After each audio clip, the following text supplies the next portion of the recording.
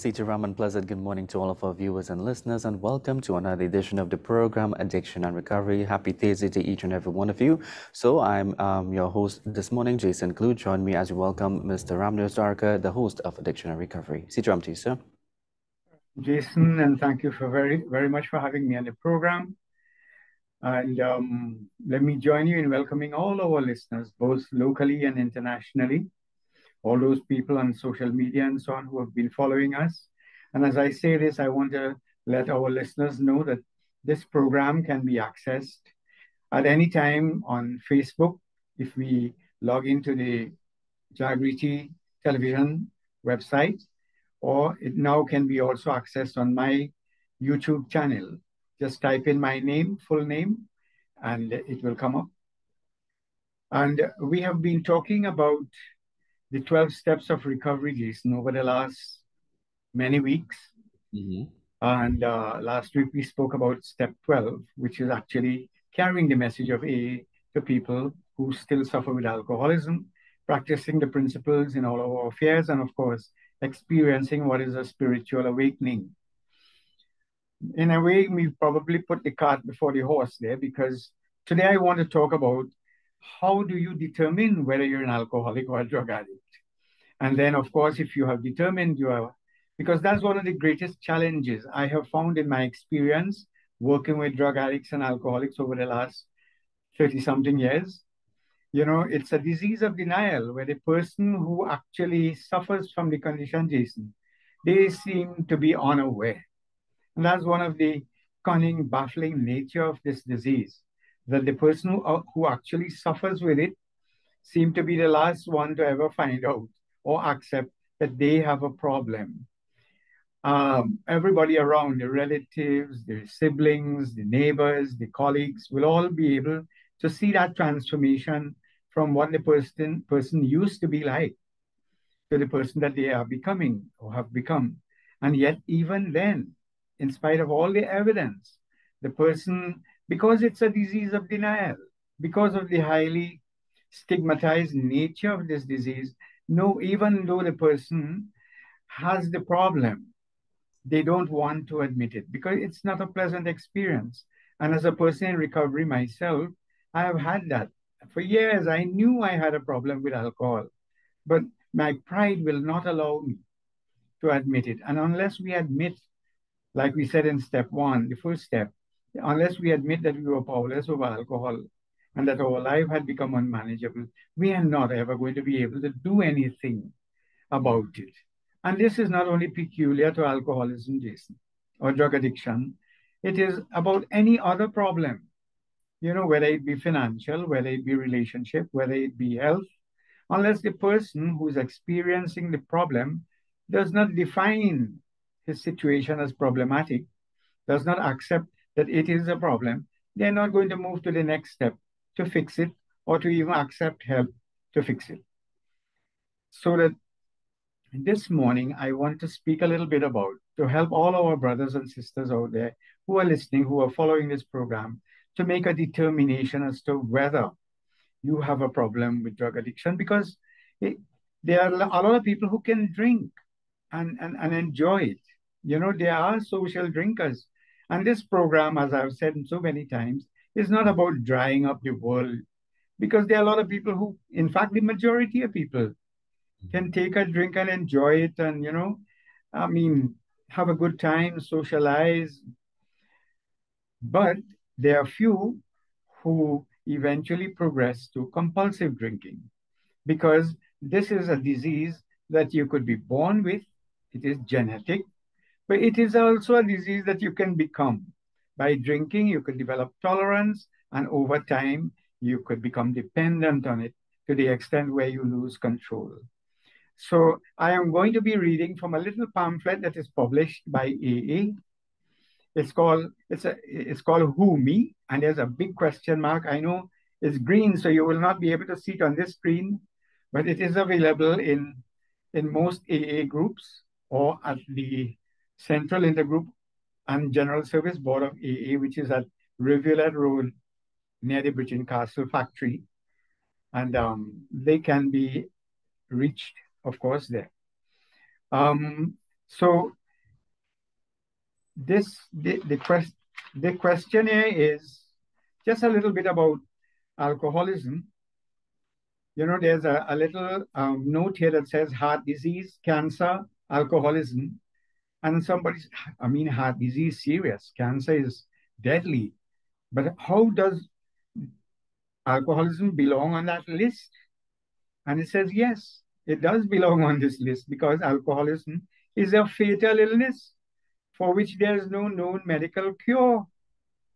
And many of his victims are forced to wage a losing battle, not only against the ravages of the illness, but also against the ignorance of a society which largely refuses to regard the alcoholic as a sick person.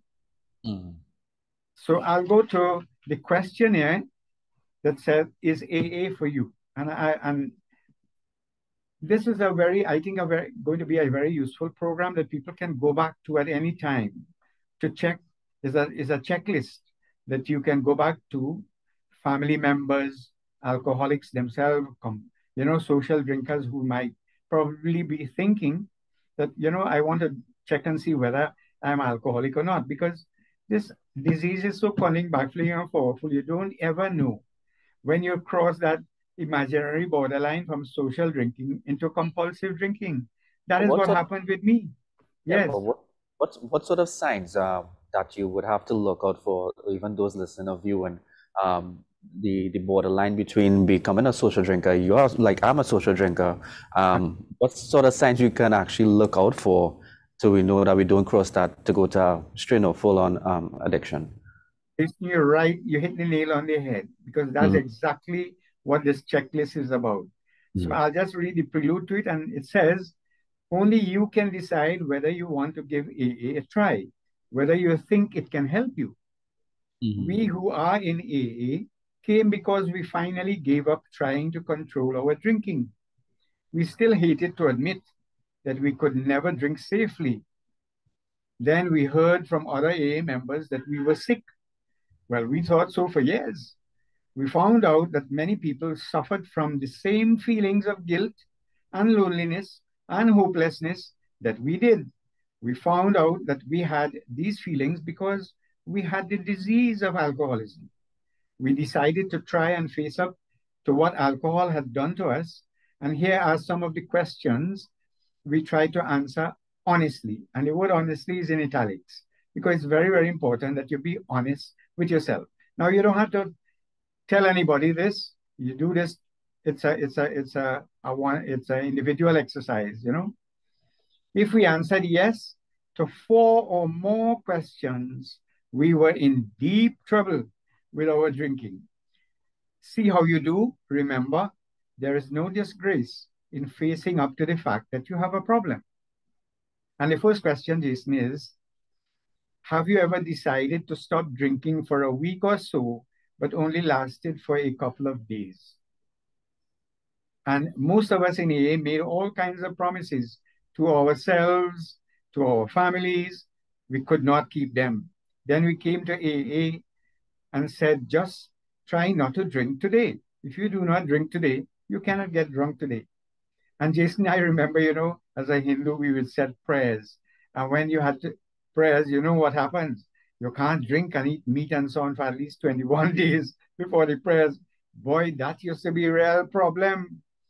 And we alcoholics, we are really so smart. We are dazzled by our own brightness, they say. So I used to say, look, man, Lord Shiva used to take a little smoke and thing and he drink. You understand?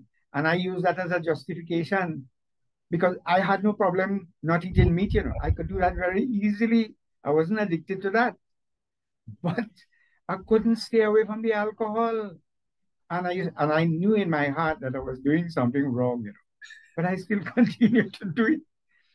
So I answer yes to that. Then question 2 is, do you wish people would mind their own business about your drinking and stop telling you what to do? Well, boy, I tell you, every alcoholic, every heavy drinker will identify with this because, man, listen, let me redo the reading that comes with it. It says, in AA, we do not tell anyone to do anything. We just talk about our own drinking, the trouble we got into, and how we stopped. We will be glad to help if you want us to. But that was one of the things I resented very, very much. You know, when my wife would say to me, sometimes, boy, what happened when you see the drinkers can't leave? Well, I used to get real mad with her, you know. You understand? Because it was the truth. I knew it was the truth, but I couldn't help myself, you know. But I didn't like nobody telling me about that. And this is why I would stay away from my parents and never drink out when they were around because I know my father is not going to spare telling me. You understand? Question three is, have you ever switched from one kind of drink to another in the hope that this would keep you from getting drunk? And Jason, in my practice now, you know, I've worked at the Substance Abuse Prevention Treatment Center. I also was director at the Piparo Empowerment Center, and I've been working in the field of substance abuse for almost 40 years now. And I can tell you, I have heard every story. You know, people who change their chaser. Some people drink oil before they go to drink, thinking that the rum is going to float on the oil, so they wouldn't they wouldn't get drunk. And there's this joke about this guy, you know, he's saying, boy, I drink red rum and coke, you're not getting drunk. I drink white rum and coke, I still getting drunk. I drinking scotch and coke, you know, I still getting drunk. It has to be the coke. Anything I drink with cokes, I get drunk. He's never blaming the alcohol, you see. And that's typical of the alcoholic. You know, you'd hear these fellas say, boy, I'm drinking a Juta glass, you know, or them fellas spike me drink behind my back. Or, you know, I was hungry, that's why I get drunk. And, or it is never me. They're never taking responsibility. It is, and you know, the family as well. You hear the mother-in-laws will say, that boy was a good boy. But you see, since he married to that girl, she must have given him some worries. That's why he's drinking so much. And they wouldn't ever blame their son, you know. And I see you smiling because I know, Jason, you would have heard these stories as well. You understand? Once you lie me with fellas who drinking, you're here. You understand? So that is question three, which says, we tried all kinds of ways. We made our drinks weak or just drank beer, or we did not drink cocktails. We all only drank on weekends. You name it, we tried it. But if we drank anything with alcohol in it, we usually got drunk eventually. And yes, you know, people think beer is not alcohol, you know. Wine is not alcohol, only rum is alcohol, you know. So I remember a joke, you know, I had a grandfather who was a heavy drinker. So when I go down on weekend, I used to live down Gandhi village and I stay up Felicity. So when I go down on weekend, I call him Dada, my grandfather, you know. Dada is drunk. So I said, Dad, if I come back next weekend and you still drinking, I'm not going to come back here, you know. He said, okay, okay, okay. I'm not going to drink rum anymore. So I said, all right. Next weekend I go down, Dada still drunk. So I say, but Dada, you say you're going to drink rum? He said, but I ain't drink rum. I didn't drink rum. My little brother who went and buy, he said he drinks sugarcane brandy. He think that is the rum. There was a blend of a Barbados rum called sugarcane brandy. You understand? So we alcoholics, we find all kinds of ways to rationalize and be comfortable with our drinking. So let's go to step four. Question for that is, have you had to have an eye opener upon awakening during the past year? And it says, do you need to drink to get started or to stop shaking? This is a pretty sure sign that you are not drinking socially. Because when you have to go 4 o'clock and, you know, we had a shop on the corner here where I live, had a little pigeonhole. You know those shops in the country that have a little hole in the wall, with a little door, and you just go and knock on it, and the shopkeeper is there since 3 in the morning or 4 in the morning because there are plenty of customers who coming that hour because they are in withdrawal. When you drank heavy the night before, by the time 3, 4 o'clock, your body is in withdrawal, and so you're having the shakes. And some of these people can't even sign their name in the attendance register when they go to work later on if they don't get a drink. You understand? So this is a pretty sure sign that you are in an advanced stage of alcoholism when you have the shakes, because the next thing you'll start hallucinating, seeing and hearing things that are not there. And I have seen this. I've seen people who have had this problem with the shakes the next morning. And in Trinidad, we call it a reviver. Some people actually call it a revolver. They have to take it every morning. And that's a pretty sure sign, as we say. And question 5, do you envy people who can drink without getting into trouble? And, personally, I can respond to that. I say yes to that, because not that I envied people so much. It was the other way around. I would be dying inside because of the withdrawal symptoms, the upset stomach and the nausea and the vomiting earlier in the morning. But yet I'll be smiling on the outside because, it's like me and a few friends from the workplace where I used to work. We all went and really had it out the evening before. And next morning we all come and we staying very close to the cooler. You understand? But we're smiling, man. And we're talking about, boy, that was real fun. Some of us can't even remember how we got home, but it was real fun. You understand? Because we're putting on a brave face, but inside we are suffering. And we think it is only us. You understand?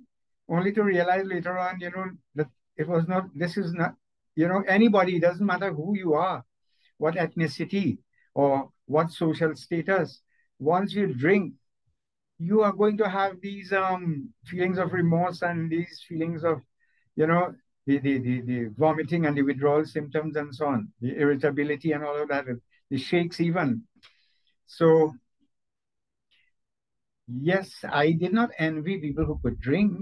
I envied people, yes, who could take one or two. Actually, not envy, I used to get angry with them. Because, we will sit and a friend come and he take 2 drink and he has to leave to go and see about his business because he's not an alcoholic. And when he leaves, you know what would happen? Boy, we'd assassinate him. We'll have come up with all kind of theories of how he's afraid of his wife. He's stingy. He don't want to buy. He ming pilling, all kind of thing. We'll call him names. Yeah, that's what happened because now I know that, misery likes company. People who are alcoholics, they don't like to see an ex-fellow who could control his drinking. So I would remember sitting there and, the alcoholic, he's going to go gulp his drinks because he come here to get drunk. So he's going to just put the drink, put the chaser, give it a spin and drink it. A social drinker will sip it and talk. And you'll hear the alcoholic saying, what happened? Listen, man, all you come here to talk, all you come to drink. You understand? Because once he take that one drink, he wants to move quickly to getting high. So question 6, have you had problems connected with drinking during the past year? It says here, be honest. Doctors say that if you have a problem with alcohol and keep on drinking, it will get worse, never better. Eventually, you will die or end up in an institution for the rest of your life. The only hope is to stop drinking. And this is a very important question, because alcohol, as human beings, Jason, we are bio, psycho, social, spiritual beings. Now, other diseases will only probably affect the biological person, the bones, muscles, and organs. But this disease, it affects all departments. It affects your body, your organs, from your lip, from this end to the other end, everything it touches, it damages. You understand? But not only your body, it affects your relationships. It affects your confidence. It affects your emotions. And it affects your relationship with your higher power, your God as well. So it affects all 4 areas. And as I say that is why this disease, medicine has failed. The church as well has failed. Because medicine could only treat the body and the biological man. The church will only treat the spiritual man. But what about the social man and the emotional man and the psychological man is left unattended? This is why AA has been found to be very effective because it treats with all 4 areas. Yes, clearly AA is not in the business of medicine, but you go to your doctor, you go to your hospital, you get detoxed, and then you come to AA. In the old days, they used to do it cold turkey, as they say, sober you up with coffee and hydrate you and so on. So that this is a disease, they say it's a progressive illness. But some people hear the word progressive and think, well, you just get better and better with this illness. No, and I mean the illness progresses to worse and worse, to the point where eventually you'll end up in an institution. There are only three places you can end up with this disease, Jason. It is in a mental institution, in the jail, or in the cemetery. And these are places no one wants to aspire to. But if you continue to drink, it never gets better. It always gets worse. And there's a saying, you could walk, you could creep, you could even crawl to freedom, Jason. But you can't stagger to freedom. Because when you're staggering, you're going 2 foot forward, 4 foot backward, 3 foot sideways, and you fall down. Actually, you go in a retrograde step. At first, the little respect people had for you, they'll start losing that. The confidence you had in yourself, you lose that. So it's not like you even remain one place. You start to go back, into regressing into, you know, not even childhood. You go back to, in every area of your life, you deteriorate. So that this is why it is important that you seriously consider your drinking today. Question 7. Has your drinking caused trouble at home? Well, there's a newer version that said at school as well, because a lot of people now we have found in Trinidad. Jason, I was part of a research team when I was a director at NADAP, and we did a research into this school system, and we found that children at the age of 9 and 10 had already tasted. A sizable amount of them had, more than 80% of them in schools had already tasted alcohol in some form. And I know when I was president of the National Council on Alcoholism and Drug Addiction, we did a lot of work with schools. And in the secondary school, the junior secondary schools, there's a very high incidence of alcohol use. But the truth is, and I'm not saying this to smear the education system or to put down the principals and the teachers, they're trying their best to do a marvelous job. But just like the individual is in denial because of the stigma associated with alcoholism and does not want anybody to know about their drinking problems, you'd be surprised that an institution can be in denial as well. The principals and teachers don't want anybody to know that they have children in their school drinking rum. You understand? So they would very secretly and discreetly get in touch with us and ask the National Council on Alcoholism to come to those schools, and quite a few schools in Central, and not only Central, in North as well. These children, they find a way to sneak alcohol into the school, in all kind of chubby bottles and disguise it as soft drink. And then at recess time, they are somewhere in the back of the school where the security can't see them. And it doesn't take long. You don't know what they're drinking from these free drink bottles. And then they're totally high and getting into fights and all, disrespecting teachers and all of that. It is a serious problem. So this is why school was also included. And so that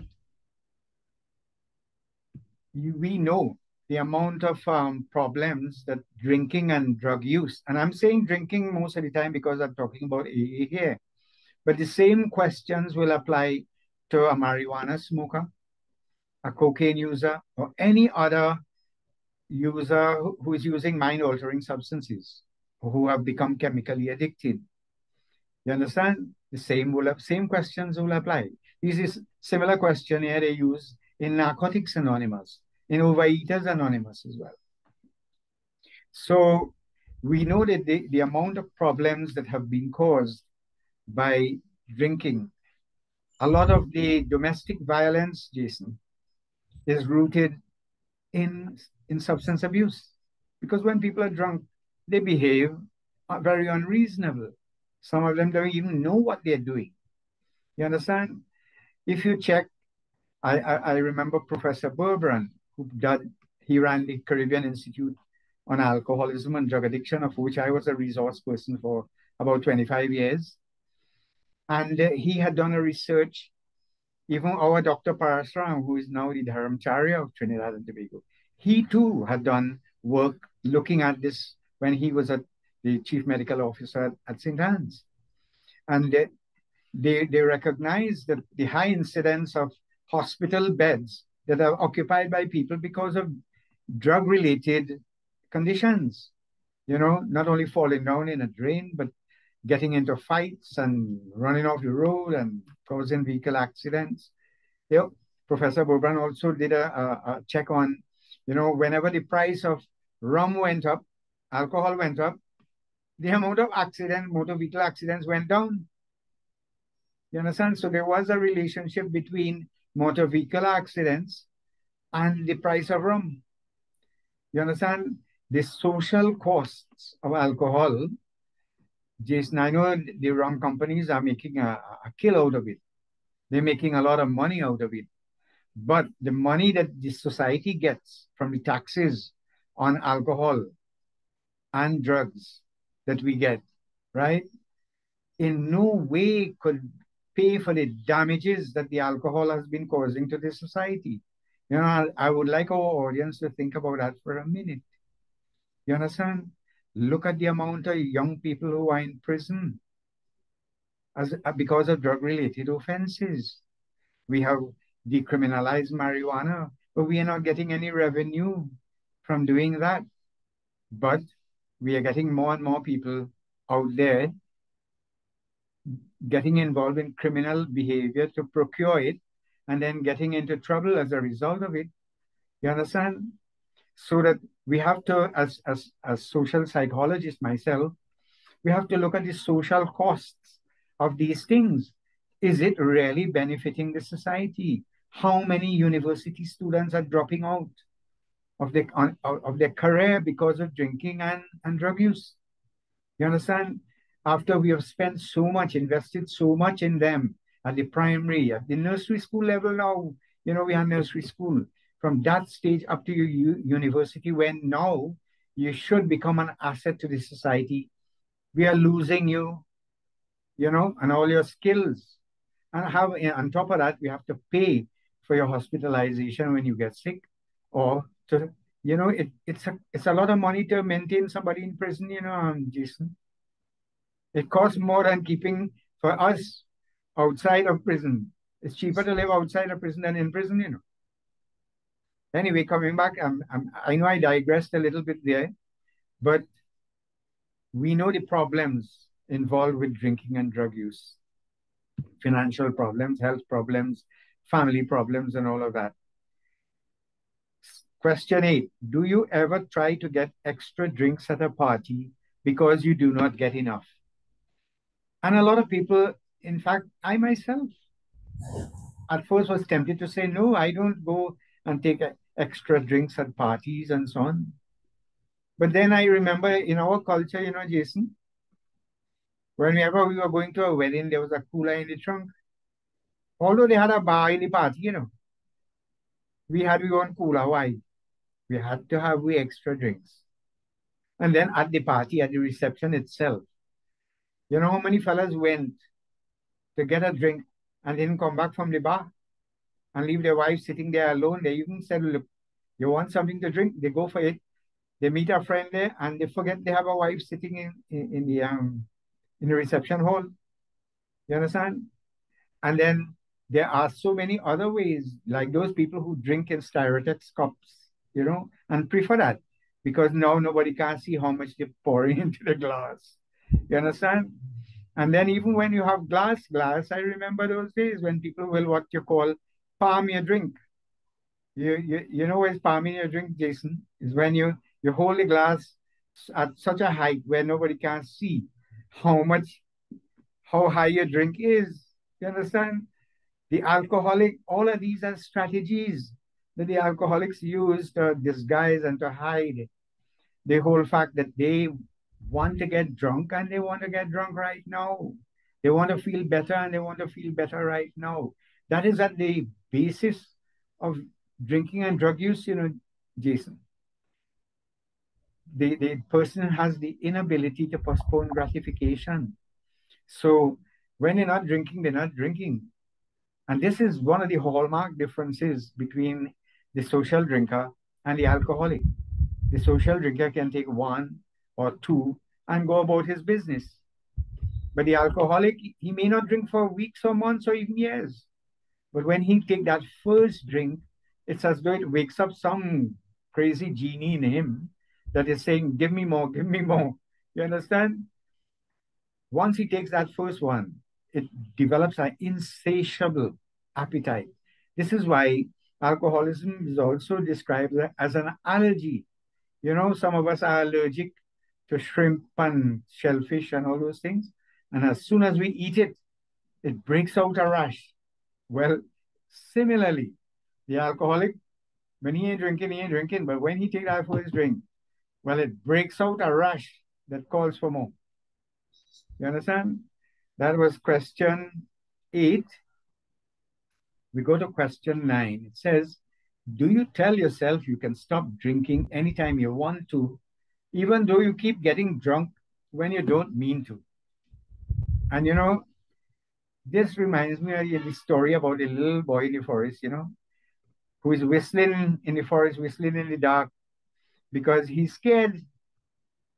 It is the same thing with the alcoholic who knows inside, he knows intuitively that, boy, this drinking, has me over the barrel. I can't stop. After this, so many secretly failed attempts, when he would have developed insight and said, I need to do something about the drinking. It used to happen with me, Jason, when I vomited the next day. Boy, if people else could have ring out, mine would have ring out because I would be ringing mayors and saying, see this nonsense, this thing has to stop, you know. And what would happen is the same day I would make those resolutions, because of the nausea and the vomiting and all of that. But as though the devil had a mortgage with me, the same day some friend I haven't seen for years would show up, some other reason. And now I look back, I could tell you sometimes there were no reason. I would just go back because of the withdrawal symptoms and I will go and drink. And when this happens with you so many times, Jason, when it happens with a person, you stop trying to stop.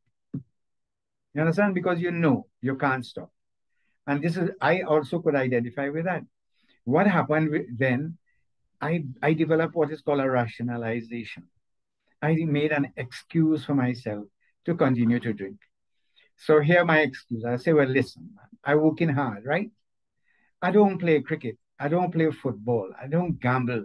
I have no other time for any other recreational things. So if I take a few drinks, what is wrong with that, man? And I actually believe that one. I felt, I was justified because I know when I took a few drinks, I would immediately become happy because I was the kind of drunk who would not really necessarily look for fight or become abusive. I like to sing and beat table and all of those things. And my colleagues and other partners who drinking, they like that, and God has given me a fairly good voice as well. Boy, I felt that was it. I had reached to the point where I really believed that I couldn't understand how anybody could be happy and enjoy yourself without taking a drink. I thought people who didn't drink, they were really boring. And actually now I have experienced that since I stopped drinking. It is 39 years and 4 months now. I know that a lot of people consider me boring as well. I don't get invited to a lot of parties and so on because out of respect, when I'm there, I make my nephews, I make my brothers and sisters very uncomfortable because they know I do this program. I talk about alcoholism, and so they they they feel a sense of uneasiness when I am around if they have to take the drink and. But I want to let them know as well. I have nothing against people who could drink and enjoy themselves, as I said at the beginning of the program. However, this program is about educating our listeners so that when you cross that borderline, and that's the question you asked, how do you know you cross the borderline? Well, these questions that I'm asking will definitely tell you if you're answering yes to four or more, you have crossed the borderline. In fact, you've gone very far. You understand? It is time you do something about it. So, this question 9 says many of us kidded ourselves into thinking that we drank because we wanted to. After we came to A, we found out that once we started to drink, we couldn't stop. You understand? So there's a lot of sayings developed. One of them is that the best drink for the alcoholic, Jason, is always the next drink. You understand? He would honestly and leave home and tell the family, look, I just going to take 2 beers. And I'll tell you something, he's not lying. He's honest. He wants to just take 2 beers and come home. It happened with me too. But what happens? After he takes the 2 beers, you know what happened? He can't come home. They say you can't stand up on 1 foot, then you can't stand up on 2 foot, and by 3 foot, you're falling down. You understand? So that we know those stories in Trinidad where it leads to a progression. Once you take that first drink, the alcoholic himself can't predict whether he will stop at that point. Sometimes, if he don't have money or there's a pressing reasons or whatever, he may, just to prove to himself that he has control, he might take 1 or 2 and stop. But if everything is equal, generally the alcoholic, once he takes that first drink, it will lead him on to drink more and more. And that is the definite determinant between social drinking and alcoholic drinking. But you have to be honest with yourself to be able to spot this. How many times you tell yourself, I'm just going for one, and you stay to get drunk. Now, question 10, have you missed days of work or school because of drinking? See, they added school in this question because we know what's happening now. Even a lot of people get introduced to alcohol in their very early stage, in their teenage, and it is one of the reasons people gravitate to it, because what is happening in our teen years, developmentally, Jason, a lot of people are transitioning from child to adult in their teens. And it is a time when so many changes are happening. Your voice is changing. You start becoming interested in girls, the hormones, as we say, sometimes they say the hormones hijacking your brains. You understand? You can't think straight. And it now when you add the SEA and the CXC and all of that to that mix, Jason, is a lot of pressure on our young people. It takes its toll on their coping mechanisms. And for all those who were introduced, as I said earlier on, to taking and drink, and they remember, when they take the drink, it helps them to relax and all of that. When faced with these problems, these stressors, as we call them, there's a high tendency. So a lot of people pick up their drinking in their early teens, although alcoholism takes a longer time to develop. The person who was introduced to marijuana at that stage may quickly gravitate to marijuana and harder drugs. This is why the mean age for cocaine and marijuana addiction is 18 years of age. That's the average age that people become addicted, is 18, while the average age for alcoholism in Trinidad and Tobago is 34. Because if you are just drinking alcohol alone, by the time you reach 34 on average, most people would have become alcoholic. You understand? So I'm speaking about the statistics in Trinidad, but however, now we know that we are not seeing pure alcoholics anymore. That was in the old days. Most of the people who are going to AA and getting referred to AA are what you call polydrug abusers. And if you really listen to their stories, you'll hear that they started marijuana from very early, sometimes 13, 14 in secondary school, and then they were already taking the alcohol occasionally, but when they found marijuana, they didn't care too much about alcohol. And for those who went on, drop out of school and went on to cocaine, because the same place sell the marijuana, selling the cocaine. And the pushers on them would rather have you move to cocaine because it's a more lucrative drug and will get you more addicted very quickly. Now, there's something in drug addiction. The quicker a drug is able to deliver the, the euphoria, the change in the mood, the more addictive it becomes. So alcohol takes about 15 minutes to 20, half an hour before you start to really feel the effects of it. Marijuana might take between 3 to 5 minutes, but crack cocaine, as you pull it, it rings the bell in your head one time. You understand? So this is why a lot of people who would have taken alcohol and moved on to marijuana, when they discover cocaine, cocaine becomes the drug of choice. And then they make the foolish decision. They think that, look, when I was drinking my alcohol and taking my little smoke of weed and thing, I wasn't into so much trouble and I could have afforded it. But because you could grow the weed somewhere in the backyard and so on, especially with the blessing of the government now, you understand? But cocaine, you have to pay for it. We have to bring it. It's imported and it's very expensive. And you could go through any amount of thousands of dollars in a night with cocaine. You can't go through so much with alcohol and marijuana. You understand? So eventually you realize you can't afford it and you start to have to steal because you're addicted to it now. You have to steal from at home first and then you have to steal from the neighbors and the community and then you join the gang. You understand? And you see where that is leading, Jason. But even when a fellow stop using cocaine, they say, boy, look, I want to go back to my alcohol and marijuana, which I could have afforded and I wasn't getting into so much trouble. It don't work because these are all gateway drugs. Once you take that drink, you'll go back to the cocaine. Once you take that smoke of weed, you'll go back to the cocaine eventually. Anyhow, you understand? So you have to stop all, and you have to be honest with yourself. Now it says many of us admit now that we call in sick lots of times when the truth was that we were hungover on a drunk.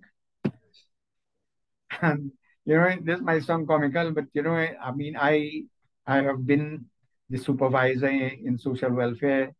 I've been the director at Piparo and have staff. And how many times you get called from people and they forgot, they told you their grandmother had died the last time they were absent from work. So they have killed quite a few grandmothers in the form of making excuses for not being able to come to work because alcoholics can't remember. And so they make all kinds of excuses. They have their relative, sometimes they have the poor wife calling to make up a lie and say, look, eat Chinese food and you have diarrhea. Then I blame the Chinese people and all. But it's true. You went and got drunk and now you can't come to work this morning because you came in 2 o'clock or 3 o'clock this morning, and you're still sleeping. So question 11 says, do you have blackouts? A blackout is when we have been drinking hours or days, which we cannot remember. When we came into AA, we found out that this is a pretty sure sign again of alcoholic drinking. So blackout is not when you fall down and faint away or anything like that. It's just that you are drinking, like you remember drinking in John's shop last night and can't remember how you reach home. But during a blackout, a person can function pretty normal. They can be talking as sensible as I am. But just next day, they can't remember. The brain, like it goes on delete.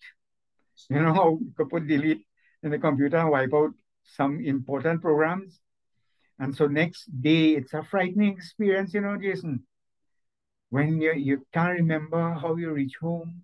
When you wake up, you're seeing the ceiling of your house, and then you recognize the ceiling because you see it every morning, and whereas you don't know where you were, and then you look around you and you realize you're home, but then you lie down there and you're cold sweating because you're wondering if the car in the garage.